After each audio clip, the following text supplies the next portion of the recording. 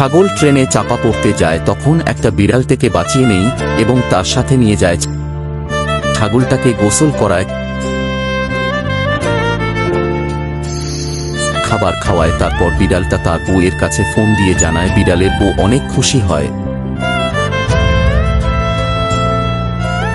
এবং তাড়াতাড়ি বিড়ালের কাছে চলে যায় এবং ছাগলটাকে অনেক আদর করে বাজারে নিয়ে যায়,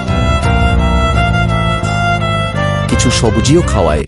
এটা একটা ভাল্লুক দেখে ফেলে এবং বিড়াল তাকে মেরে অজ্ঞান করে দেয়। তারপর বিড়ালটাকে বেঁধে রাখে